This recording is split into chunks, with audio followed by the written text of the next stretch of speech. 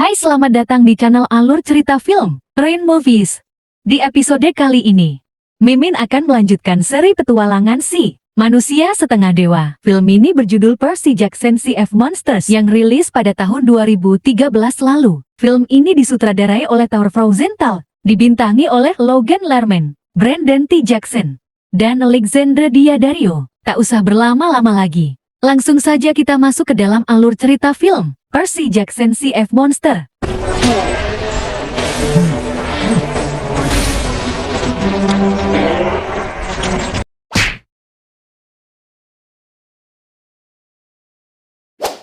Pada suatu hari, 4 orang anak terlihat berlari menuju perkemahan darah campuran. 4 anak itu adalah Luke Annabeth, Talia, dan Grover. Mereka panik karena dikejar oleh 2 raksasa Cyclops. Kaki Grover terluka karena tertimpa pohon. Talia dengan gagah berani menyuruh teman-temannya untuk masuk ke dalam perkemahan sementara dia akan menahan raksasa Cyclops. Annabeth tidak setuju karena Talia bisa terbunuh, namun Talia tidak takut. Gadis kecil itu berusaha menyerang lawannya, namun Talia dilempar oleh Cyclops hingga sekarat. Talia sendiri adalah anak Zeus. Zeus menemukan cara agar Talia bisa tetap hidup, sekaligus cara agar semua darah campuran bisa terlindungi. Dari tubuh Talia yang sudah kaku, muncul sebuah pohon yang memancarkan perisai tak kasat mata. Sebagai pelindung perkemahan darah campuran dari para monster, pohon Talia melindungi perkemahan hingga saat ini. Kembali ke masa kini, Percy sedang mengikuti sebuah permainan di mana siapapun yang mencapai puncak lebih dulu, dialah pemenangnya. Tapi untuk mencapai puncak tidaklah mudah. Ada berbagai rintangan dan juga lawan yang tangguh yang harus dihadapi. Clarice, putri Dewa Aras, mengejek Percy, berkata kalau Percy tidak akan menang lawannya. Dia adalah salah satu saingan terkuat Percy. Dan Clarice pun mulai naik menuju puncak. Mereka harus menghindari rintangan. Sementara menara itu sendiri terus berputar. Di bangku penonton, Annabeth dan Grover menyemangati Percy. Sementara di bangku guru, ada petinggi perkemahan, Soren dan Dionysus atau Mr. D, memperhatikan perlombaan. Clarissa dan Percy pun bersaing dengan sengit untuk mencapai puncak. Hingga tinggal selangkah lagi bagi Persib untuk mencapai puncak. Namun saat Persib melihat ke bawah, dia melihat salah satu temannya berteriak minta tolong karena kakinya tersangkut di sebuah tangga yang berputar. Persib pun turun untuk menolong temannya itu. Sementara Clarice dengan mudah berhasil menuju puncak. Setelah Persib berhasil menolong temannya, dia malah terjatuh dan kalah. Clarice pun menjadi pemenangnya. Clarice kemudian turun dan mengejek Percy. Dia berkata kalau misi Persik yang menyelamatkan Olympus beberapa tahun lalu, itu hanyalah keberuntungan belaka. Annabeth dan Grover mencoba untuk menyemangati Percy. Namun Percy sudah terlanjur putus asa. Clarice memang lebih kuat dari segala aspek. Mr. D kemudian datang memanggil Persib. Karena Persib telah gagal memenangkan pertandingan, Mr. D menyuruh Persib membersihkan seluruh arena. Setelah menyelesaikan tugas, Persib duduk di tepi sungai untuk menyembuhkan lukanya, dan berusaha berkomunikasi dengan ayahnya, Dewa Poseidon. Persib curhat, kalau yang dikatakan Clarice mungkin ada benarnya juga. Dulu dia bisa menghentikan Luke menghancurkan Olympus, karena dibantu oleh teman-temannya. Namun Persib kecewa karena lagi-lagi dia tidak mendapat balasan jawaban apapun dari Poseidon. Di tempat lain, Mr. Dean Sharon kedatangan seorang tamu yang tidak dikenal. Mereka heran, karena hanya anak setengah dewa yang bisa menembus pelindung pohon Talia masuk ke tempat ini. Tamu itu pun menjawab, kalau dia juga anak dari salah satu dewa, yaitu Dewa Poseidon. Percy pun segera dipanggil menghadap Mr. D. Persib bergegas begitu melihat Siren juga ada di sana. Siren memberitahu hal yang sangat mengejutkan, yaitu ternyata selama ini, Percy memiliki saudara yang sama-sama putra Dewa Poseidon. Siren memberitahu kalau saudara Persik ini bernama Tyson. Tapi uniknya dia bukanlah setengah manusia. Karena ibu Tyson adalah seorang peri laut. Jika seorang dewa kawin dengan peri laut, maka anak mereka adalah Cyclops. Persib pun kaget saat pertama kali bertemu saudaranya, yang seorang Cyclops. Di tempat makan, Percy menjadi pusat perhatian karena kedatangan Tyson. Terlebih penampilan Tyson yang mencolok dengan mata satu, dan rambut yang berantakan. Sementara Annabeth yang berada di meja lain, menatap Tyson dengan penuh kebencian. Percy pun bertanya bagaimana Tyson bisa sampai di tempat ini. Tyson menjawab, Poseidon-lah yang mengantarnya menuju perkemahan. Clarice lalu datang mengejek Percy yang memiliki saudara seorang Cyclops. Tyson yang malu buru-buru mengambil kacamata untuk menutupi matanya. Tyson lalu berkata kalau dia mencium bau banteng. Tiba-tiba meja makan bergetar. Semua orang panik melihat perisai pelindung seperti ada yang berusaha menjebolnya. Mereka pun kaget melihat perisai pelindung akhirnya hancur, dan makhluk berbentuk robot banteng pun muncul. Robot banteng yang terbuat dari perunggu ini bernama Chalkis. Banteng Chalkis mengamuk dan menghancurkan bangunan-bangunan. Banteng itu juga bisa mengeluarkan tembakan berapi. Persib pun langsung mengeluarkan pedangnya bersiap melawan. Persib mengambil sebuah bendera merah untuk menarik perhatian Cookies. Annabeth memanfaatkan keadaan ini dengan menancapkan sebuah tombak, namun hal ini sia-sia. Cookies pun mengejar Annabeth. Clarice lalu menaiki badan Cookies dan menancapkan pedang ke kepala Cookies. Namun Clarice malah terlempar. Saat Cookies akan menyerang Clarissa, Tyson muncul menyelamatkannya dengan memegang kedua tanduk Cookies. Cookies pun balik menyemburkan api ke arah Tyson. Namun itu sama sekali tidak berpengaruh pada Tyson. Karena semua Cyclops tubuhnya anti api. Grover dan beberapa rekannya berusaha menyerang Cookies. Tapi lagi-lagi hal itu tidak berpengaruh pada Cookies. Akhirnya Persib melemparkan rantai, namun Persib malah terseret dan terlempar. Saat mulut Cookies terbuka, Persib melemparkan penanya yang berubah menjadi pedang di dalam tubuh Cookies. Mesin-mesin Cookies pun mulai rusak, dan akhirnya banteng itu pun meledak. Sayup-sayup, Persib lalu mendengar seseorang berbicara padanya. Ternyata orang itu adalah Luke yang masih hidup. Luke memberitahu Persib kalau pertemuan mereka sudah ada di dalam ramalan kuno. Persik tidak mengerti apa yang dibicarakan Luke. Luke pun memberitahu kalau Soren dan Mr. D. Mereka semua tidak peduli pada anak-anak darah campuran. Bagi Mr. D dan Sharon, presiden yang lain hanyalah anak-anak. Dan pion-pion untuk diatur dan dikendalikan. Luke menambahkan, kalau saat ini sudah banyak darah campuran yang memihak padanya. Luke lalu mengeluarkan sebuah jam berbentuk lingkaran hijau dan kemudian menghilang. Para darah campuran yang selamat pun berkumpul di pohon pelindung Thalia. Pohon itu terlihat berasap. Soren memberitahu kalau pohon itu sengaja diracuni, yang mengakibatkan pohonnya sekarat. Dan pelindung perkemahan pun menjadi rusak, sehingga banteng Chalkis bisa menjebol masuk perkemahan. Persib memberitahu kalau pelakunya adalah Luke. Luke sengaja menggunakan banteng Chalkis untuk menghancurkan penghuni perkemahan. Sore harinya, Persib menemui Soren yang sedang berusaha mencari penawar untuk pohon Thalia. Persib menanyakan tentang ramalan yang dikatakan Luke padanya. Sharon pun menjawab, kalau Persib sebaiknya tidak usah mengetahui tentang ramalan itu, karena malah akan menjadi beban untuknya. Tapi Persib yang penasaran tidak peduli. Persib ngotot ingin mengetahui isi dari ramalan itu. Sharon pun membawa Persib ke sebuah bangunan, dan menyuruh Persib untuk masuk jika ingin mengetahui ramalan itu. Saat Persib masuk, tiba-tiba semua lilin yang ada di sana menyala, seolah-olah menyambutnya. Di depan sana duduk seorang roh Delphi, yaitu roh yang mengetahui semua ramalan. Persib pun bertanya tentang ramalan mengenai dirinya. Delphi menjawab, sebelum mengetahui masa depan, Persib harus tahu tentang masa lalu. Delphi menceritakan, sebelum Olympus dan dewa-dewa menguasai dunia, ada para titan yang menguasai dunia, yang dipimpin oleh Kronos, yaitu ayah dari para dewa-dewa Olympus. Saking kejamnya, Kronos malah menelan anak-anaknya sendiri. Namun 3 dari anak Kronos berhasil kabur. Mereka adalah Zeus, Hades, dan Poseidon. Mereka bertiga berhasil menghancurkan Kronos dan menaruh jasadnya di kedalaman Tartarus. Namun Kronos ditakdirkan untuk bangkit kembali untuk membalas dendam kepada dewa-dewa Olympus dan kepada dunia. Hanya anak darah campuran di antara ketiga dewa Zeus, Poseidon atau Hades, yang bisa mengalahkannya. Anak ini akan menjadi penyelamat atau penghancur bagi umat manusia.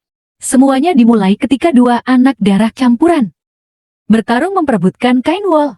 2 anak ini adalah sang putra Lat, yaitu Persik itu sendiri, dan sang pencuri kilat yaitu Luke. Dan nantinya salah satu anak darah campuran dari 3. Bahwa yang disebutkan tadi, setelah berusia 20 tahun, anak itu akan menjadi saksi kehancuran dunia.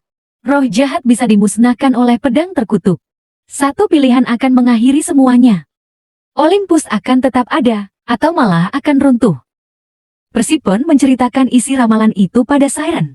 Persib pun bertanya, apakah ada kemungkinan bukan dia yang dimaksud di dalam ramalan itu? Namun kata Siren, ramalan itu mengarah pada anak dari darah, campuran dari 3 dewa utama. Dan Persia adalah satu-satunya manusia setengah dewa. Keturunan dari salah satu 3 dewa yang dimaksud, yaitu Dewa Poseidon. Jadi kemungkinan besar ramalan itu ditujukan untuk Persib. Persib pun takut kalau dia malah akan menghancurkan Olympus. Karena dia merasa belum cukup kuat untuk menyelamatkannya. Di tempat lain, Anubis mengusulkan untuk mencari kain wol emas yang bisa menyembuhkan apa saja, termasuk pohon Thalia kepada Mr. D. Namun usulan ini ditolak mentah-mentah karena hal ini sangat berbahaya. Mr. D memberitahu lokasi terakhir dari kain wol itu, terletak di Lat Monster, atau yang biasa disebut segitiga Bermuda. Tempat yang harus ditakuti oleh semua orang. Jadi Mr. D tidak akan menyetujui rencana ini. Malam harinya, Mr. D mengumpulkan semua anak dan memberitahu mereka, jika pohon Thalia tidak diselamatkan, maka pelindung akan musnah, dan mereka bisa mati dalam hitungan hari. Mr. D mengatakan satu-satunya cara menyembuhkan pohon Thalia adalah dengan menggunakan kain wol emas. Anubis pun terkejut mendengar hal ini karena itu adalah usulannya. Mr. D menambahkan bahwa satir atau manusia kambing secara alami bisa melacak keberadaan kain wol emas, maka harus seorang satir lah yang memandu mereka untuk pencarian ini. Mr. D lalu menunjuk Clarissa dan satir pelindungnya, Ijenet, untuk menjalankan misi penting ini. Persib mencoba memperingatkan Clarissa kalau misi ini akan semakin berbahaya karena ada Luke yang juga sedang mencari kain wol emas ini. Namun Clarissa tidak merasa takut. Pagi harinya, Persib mendatangi Grover tanpa mengatakan apapun. Grover tahu maksud kedatangan Persib. Dia pasti ingin menyusul Clarissa mencari kain wol emas. Persib datang bersama Annabeth. Mereka ingin berangkat mencari kain wol emas, tapi mereka butuh bantuan Grover yang seorang satir. Grover dengan tegas menolaknya karena menurutnya Clarissa sudah berangkat menjalankan misi. Jadi tidak baik mencampuri urusan orang lain. Namun Persib merasa kalau ini adalah misinya juga. Karena di dalam ramalan, dikatakan bahwa dia dan Luke akan berebut kain wol. Akhirnya Grover pun tidak bisa menolak permintaan Persib ini. Mereka menyelinap keluar perkemahan pada malam hari. Semenjak pelindung rusak, sekarang ada penjaga di sekitar perkemahan. Jadi mereka harus berhati-hati agar tidak ketahuan dari perkemahan. Tiba-tiba Tyson datang dengan suara ribut yang membuat para penjaga curiga. Untung saja Grover bisa menenangkan para penjaga. Tyson ingin ikut dalam misi. Namun Persib melarangnya karena ini sangat berbahaya. Tyson lalu memberitahu kalau kain wol emas itu sendiri dijaga oleh monster Cyclops yang sangat kuat. Mungkin saja Tyson bisa mengajaknya berunding, karena mereka sama-sama Cyclops. Annabeth tetap menolak, tapi Grover justru sebaliknya. Dia merasa membutuhkan bantuan Tyson agar mereka lebih aman. Akhirnya Tyson pun diperbolehkan ikut. Annabeth yang merasa tidak nyaman dengan wajah Tyson, memberinya sebuah semprotan ajaib. Benda itu membuat hal-hal aneh terlihat normal. Annabeth menyemprotkannya ke muka Tyson, dan seketika membuat Tyson terlihat seperti mempunyai 2 mata. Namun hal itu hanya bersifat sementara. Annabeth lalu bersiul memanggil sesuatu. Dari dalam hutan, muncul lampu aneh dan tiba-tiba keluar sebuah taksi yang disebut kereta terkutuk di dalam taksi. Ada 3 wanita sebagai sopir. Mereka hanya menerima bayaran koin. Drama taksi itu pun langsung melesat dengan kencang. Di tengah perjalanan, Percy dan teman-temannya menyadari kalau sopir mereka tidak ada yang mempunyai mata. Saat hendak menabrak sebuah pohon, tiba-tiba taksi terbelah menjadi 2, dan kemudian menyatu kembali. Persia yang ketakutan berkata kalau mereka akan mati jika begini caranya. Salah satu sopir lalu menjawab kalau menurut ramalan, Persia akan tetap hidup setidaknya hingga berusia 20 tahun. Para sopir bilang kalau sang peramal adalah teman baik mereka. Persik pun mulai tertarik karena para sopir mengetahui tentang ramalan itu. Persik lalu bertanya apa yang mereka ketahui tentang ramalan itu. Para sopir tidak mau memberitahu Persik.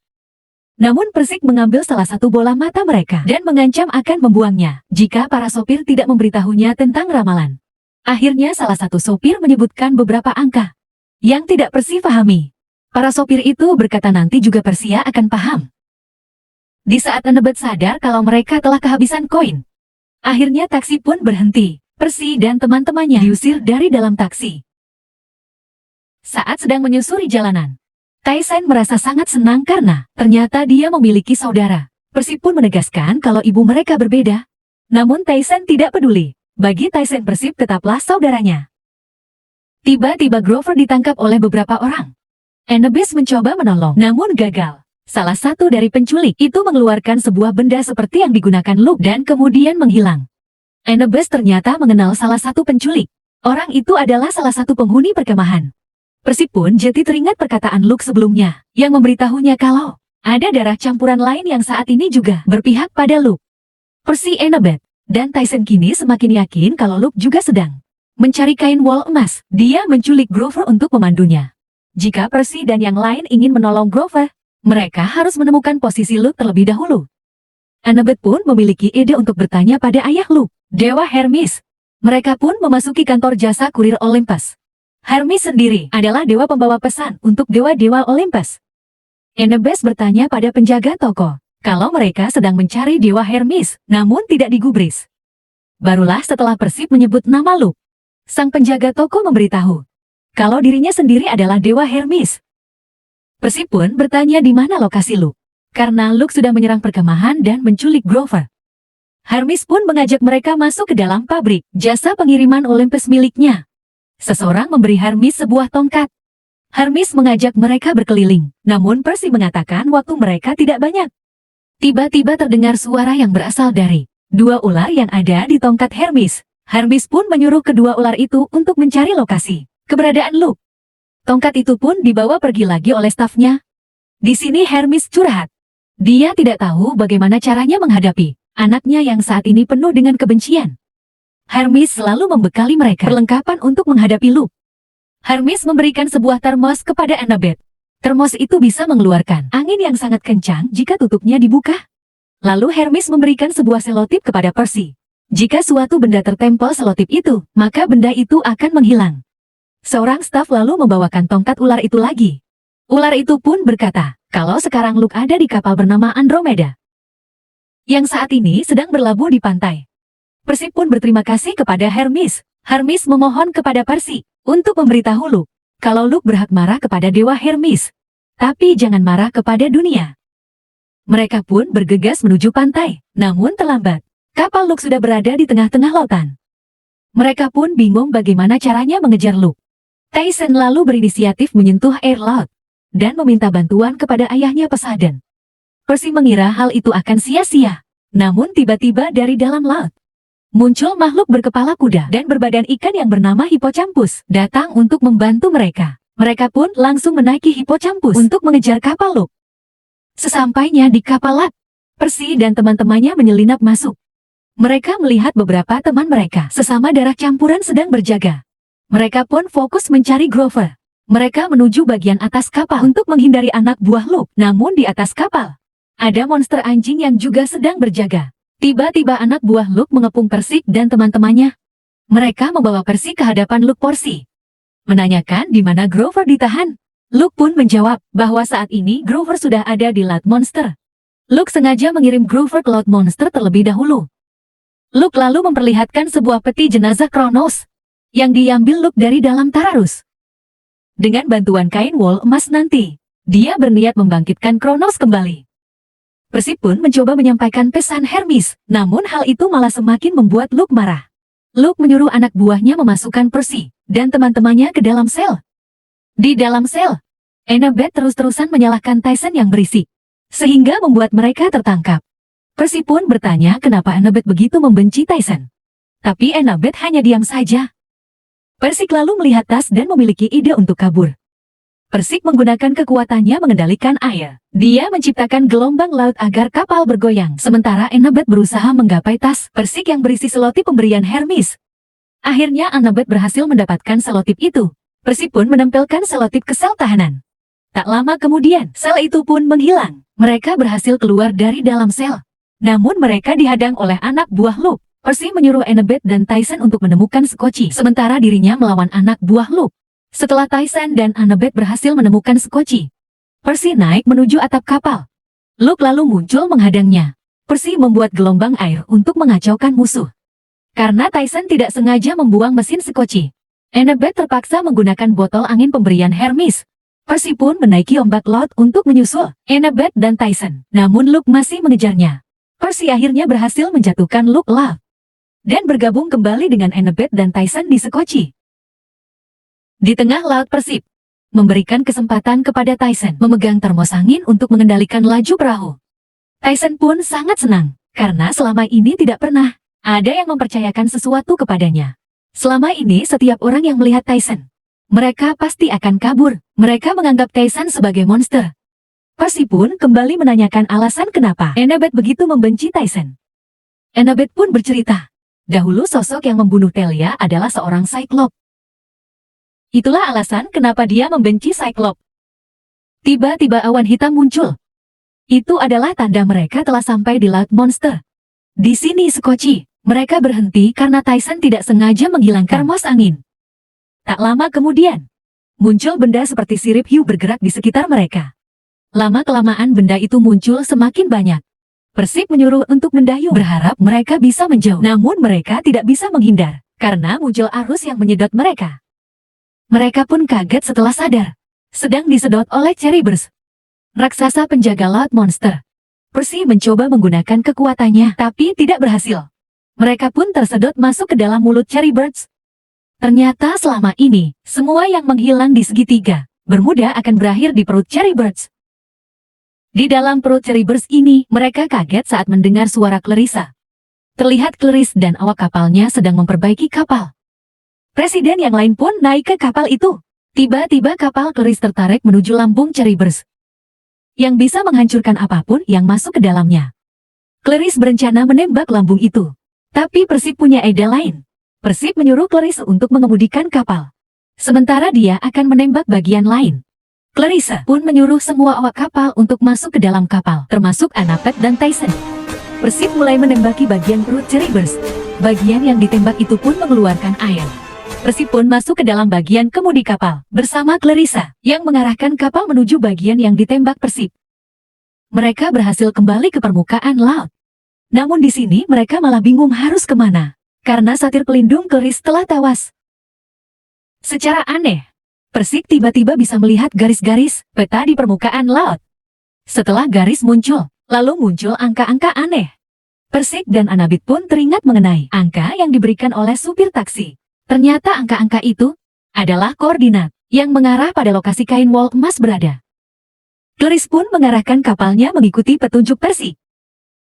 Mereka pun akhirnya sampai di pulau kediaman Polyphemus, yang berbentuk mirip seperti taman bermain.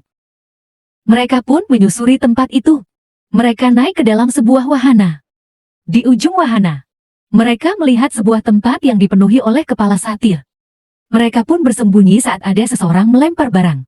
Tiba-tiba muncul Polyphemus, sang monster Cyclops, dan Grover yang menyamar sebagai Cyclops. Polyphemus marah karena dia tidak makan selama 2 hari, sehingga membuat pandangan Polyphemus memburuk. Dia menyuruh Grover mencari satir untuk dimakan. Ketika Polyphemus pergi, Percy memanggil Grover. Grover sangat senang bisa kembali bertemu teman-temannya. Grover memanfaatkan penglihatan Polyphemus yang kurang jelas dan menyamar sebagai Cyclops agar bisa bertahan hidup dan mencari kesempatan untuk mengambil kain wol dari Polyphemus. Grover pun mencoba mengalihkan perhatian Polyphemus, sementara Percy dan Clarissa berusaha mengambil kain wol dari pundak Polyphemus. Ternyata Polyphemus mencium darah campuran di tempat ini. Polyphemus berusaha mengejar Percy dan Clarissa, tapi Tyson mengalihkan perhatiannya. Polyphemus yang marah menganggap Tyson bukanlah Cyclops karena berkhianat pada kaum mereka. Percy pun akhirnya berhasil mengambil kain wol. Polyphemus lalu memukul Tyson hingga terlempar. Polyphemus menghajar Percy yang berusaha kabur. Grover pun membuka penyamarannya, membuat Polyphemus makin marah karena selama ini dia telah ditipu. Percy dan teman-temannya lalu berlari secepat mungkin untuk menghindari Polyphemus. Saat mencapai pintu keluar, Tyson menggulingkan sebuah batu menutupi pintu, membuat Polyphemus tidak bisa keluar. Percy dan teman-temannya pun berhasil selamat. Tiba-tiba Luke dan anak buahnya muncul di tempat ini. Luke meminta Percy untuk menyerahkan kain wol, namun Percy menolaknya. Luke yang marah mengambil sebuah senjata. Tyson pun refleks melindungi Percy. Dia tertembak di dada dan jatuh ke dalam laut. Anak buah Luke pun menangkap Percy dan teman-temannya dengan mudah. Luke akan menggunakan kain wol Itu untuk membangkitkan Kronos kembali. Percy dan teman-temannya tidak bisa melakukan apa-apa karena mereka diikat. Annabeth pun berkata, jika Kronos berhasil dibangkitkan, maka semuanya akan berakhir. Percy yang masih sedih karena kehilangan Tyson, hanya bisa dia melihat apa yang Luke lakukan. Percy merasa kalau dia tidak mampu melindungi Olympus, seperti apa yang diramalkan. Annabeth pun menyuruh Percy tidak usah memperdulikan ramalan sampah itu. Percy harus bisa mengubah takdirnya sendiri. Annabeth tidak ingin kematian Tyson sia-sia. Clarice pun juga ingin Percy kembali memiliki semangat tempur. Grover lalu menambahkan, kalau mereka akan mengikuti kemana Percy melangkah. Karena mereka semua, termasuk Clarissa, sudah menganggap Percy sebagai pemimpin. Di depan, Luke terlihat menaruh kain wol itu di atas peti Kronos. Saat semua anak buah Luke menyaksikan bangkitnya Kronos, Percy mencoba mengambil pena yang ada di saku jaketnya. Percy merubah pena itu menjadi pedang dan memotong tali yang mengikat tangan Grover. Peti Kronos mengeluarkan cahaya, begitupun dengan pedang Persia. Persia akan merebut kain wol, sementara Grover, Annabeth, dan Clarice melawan anak buah Luke. Namun Luke berhasil menghajar Percy. Luke lalu mengambil pedang Percy dan hendak membunuhnya. Tiba-tiba dari belakang, muncul Tyson memegang tangan Luke. Tyson melempar Luke. Tyson berkata kalau air laut menyembuhkan luka di tubuhnya. Itulah keistimewaan sebagai putra Poseidon. Percy pun sangat senang melihat Tyson masih hidup. Peti Kronos lalu tiba-tiba meledak, mengeluarkan bagian-bagian tubuh Kronos yang saling bersahutan. Luke pun maju ke depan dan mencoba memberitahu kalau dia adalah cucu Kronos. Namun Kronos malah memakannya. Semua orang pun panik. Percy mengambil pedangnya untuk menyerang Kronos, tapi dihadang oleh anjing monster. Kronos berhasil mengambil Grover lalu memakannya. Dengan pedangnya, Percy menebas kaki Kronos dan membuat bagian itu masuk kembali ke peti. Kronos pun kaget. Percy sadar arti kalimat ramalan pedang terkutuk akan membunuh iblis. Pedang miliknya ini ternyata adalah pedang yang dimaksud. Kronos pun menyerang Percy dan merebut pedang miliknya. Percy berusaha mengambil kembali pedangnya. Kini dia berhadapan dengan Kronos. Percy memberitahu kalau pedang ini adalah pemberian dari ayahnya Poseidon. Kronos pun sadar yang ada di hadapannya saat ini adalah Percy Jackson, putra Poseidon. Percy melompat menuju ke jantung Kronos lalu menancapkan pedangnya hingga membelah tubuh Kronos. Tubuh Kronos yang belum sempurna itu pun mulai hancur dan kembali masuk ke dalam peti. Grover dan Luke yang dimakan oleh Kronos sebelumnya ternyata masih hidup. Grover jatuh di dekat bersih, sementara Luke jatuh di tempat Polyphemus yang kelaparan. Setelah seluruh anggota tubuh Kronos masuk ke dalam peti, Tyson langsung mengambil kain wol emas dari peti itu di tempat lain. Anjing monster berhasil menusuk Annabeth dengan ekornya. Grover dan Clarice pun berusaha melawan anjing itu dengan susah payah. Clarice berhasil mengalahkan anjing monster. Percy dan Tyson lalu menghampiri Annabeth yang sekarat. Percy menutupi tubuh Annabeth dengan kain wol emas, dan secara ajaib, kain wol emas itu bersinar, membuat Annabeth kembali bangkit. Annabeth lalu berterima kasih kepada Tyson karena telah membantu mereka. Mereka pun kembali ke perkemahan. Clarice lalu menaruh kain wol itu di atas pohon Thalia. Secara ajaib, daun-daun pohon Thalia yang jatuh mulai kembali ke tempatnya. Daun-daun itu kembali berwarna hijau, dan perisai pelindung pun muncul kembali. Kehidupan di perkemahan kembali normal. Percy membuka kacamata Tyson, karena menurut Percy, Tyson tidak perlu malu dengan keadaannya. Di tempat lain, Percy memberitahu Cairan kalau dia lega karena ramalan itu sudah berlalu. Namun Cairan masih khawatir, karena bisa saja peristiwa utama yang dimaksud di dalam ramalan bukanlah peristiwa di Pulau Polyphemus. Ada banyak hal yang bisa terjadi antara sekarang sampai Percy berumur 20 tahun nanti. Namun Percy tidak peduli. Dia akan menghadapi takdirnya sendiri. Grover tiba-tiba memanggil Percy, menyuruhnya menuju pohon Thalia. Annabeth memberitahu kalau kain wol yang diletakkan di pohon Thalia memiliki kekuatan yang sangat hebat. Mereka menemukan seorang gadis terbangun di pohon. Itu Percy kemudian membantu gadis itu untuk berdiri. Gadis itu berkata kalau dia bermimpi aneh, seolah-olah dia mati. Dia adalah Thalia, sang putri Zeus yang kembali hidup. Kini, ada satu lagi anak dari 3 dewa terkuat yang ada di sini. Mungkin saja, sosok yang dimaksud di dalam ramalan bukanlah Percy, melainkan Thalia. Thalia lah yang bisa saja menjadi penyelamat mereka, atau penghancur mereka. Berakhirlah alur cerita film Percy Jackson si Monster. Semoga kalian terhibur. Pesan yang kita dapatkan dari film ini adalah, jangan pernah pergi ke segitiga Bermuda. Jika tidak ingin dicaplok monster, tulis kritik dan saran kalian di kolom komentar. Jangan lupa like dan subscribe channel ini, dan sampai jumpa di konten Mimin berikutnya.